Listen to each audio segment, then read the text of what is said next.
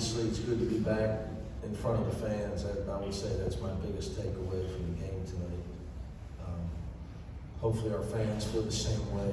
You know, having you guys here, having everybody here. I told ushers in the back hall, I told our officers over here, it's good to see you. I haven't seen these guys in 2 years. Be careful, man. They're strapped and they protect me.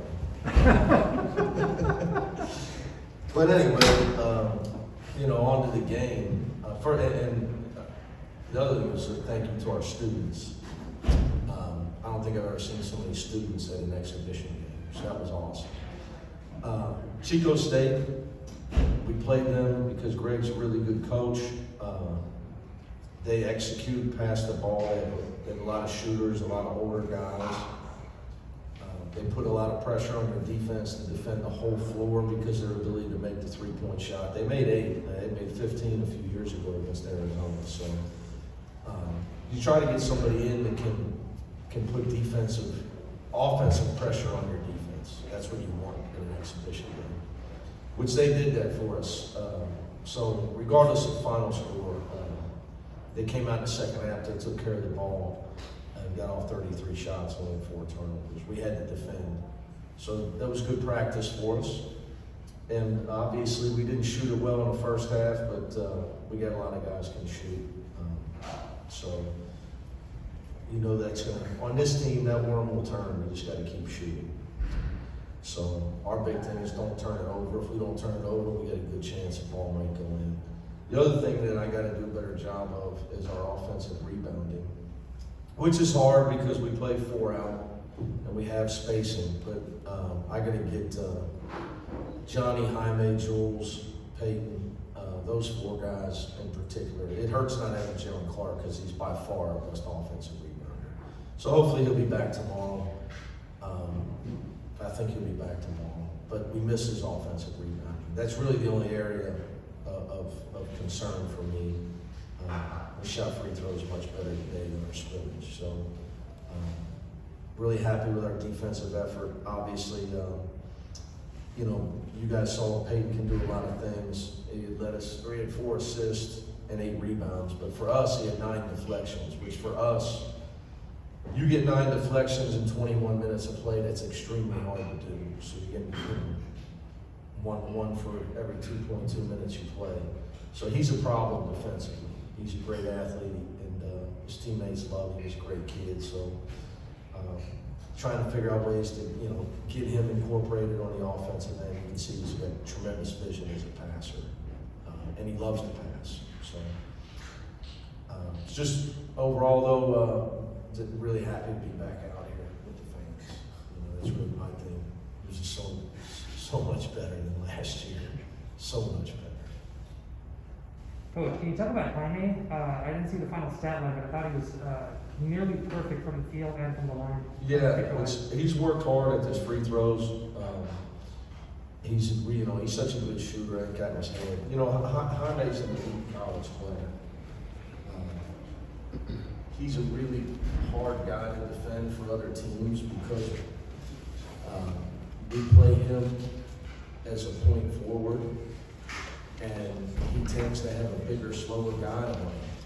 And obviously we use that to our advantage. We have shooters everywhere. So, you know, one thing, you get these guys in there and talk that we worked really hard on this offseason is multiple guys. I think you saw, hopefully you noticed, like multiple guys bringing the ball to the floor and improving everybody's pick and roll game, not just having Tiger have to have the ball so much. And just really, because it's just going to make us a better team. And Jaime has gotten better at it. Peyton's natural at it. We work hard with Johnny. He's still improving at it, obviously, Jules. But just having more guys that can make plays in the shooting offense, because we have so many shooters.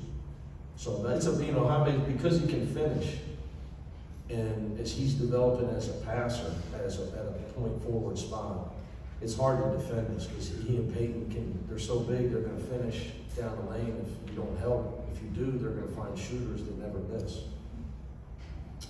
So we recruit to that style. We try to play that. We believe in it. So doesn't surprise me. I mean, that's just who he is, and that's where he left off last year. Coach, so you had Chico State tonight, you got Big West, Bakersfield coming in, and then you get to Villanova.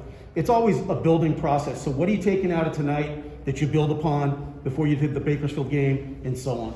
Yeah, I thought there was some areas from our San Diego State that we needed to improve on. That we watched a lot of film, so it was good for us. We watched a lot of film from our scrimmage, how we could get better, areas we needed to improve, and things we need to do a better job. Because I look at it like, we're not doing something well, that means we haven't taught it the right ways. For me, it's trained or untrained. My job is to make sure they do it the right way and find a way to put my team in position to win. So, we'll look at this film. At Bakersfield, I've known Coach Barnes a long time. Thankfully, I don't have to play him one-on-one. I think he's the only guy to ever win a title, SEC title as a player and a coach, I think. Great guy. They're very tough. We scheduled them on purpose because they're very physical. They play extremely hard, and they're really well schooled defensively, which is very similar to the game following that. So it's all for real. So we'll look at the film and see what we need to improve on. Right now, late in the game, we finally got them to miss. I'm trying to think of something like, we were shooting a high percentage for a long time. It can't just be turnover or they score. We got to be able to force teams into hard shots and finish it later. Coach, what do you think that Myles Johnson gave you today? How important is he for you down low? I see statistically, almost a double-double in 15 minutes. Somebody hit his leg or something. I think he was cramping or something happened. Look, it's the most obvious thing out there. I mean, size-wise, Jaime sitting over there, when we walked out to play Michigan in the Final Four, or to go to the Final Four, I turned around and the staff's like, you gotta be kidding me.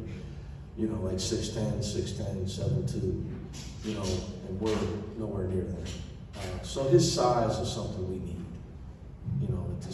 It just adds we needed two things. We needed a great athlete that happens to be a great player, which is Peyton, and we needed a guy with size that's a veteran, that happens to be a veteran and, very effective defensive player.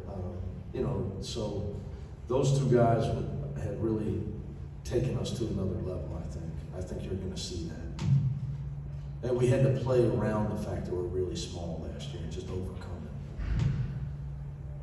Coach, you talked about Peyton's defense in your opener. I was wondering if you could touch on his offensive skill set, ball handling, put his defenders. Yeah, he does a great job. He handles the ball like he's 5'10".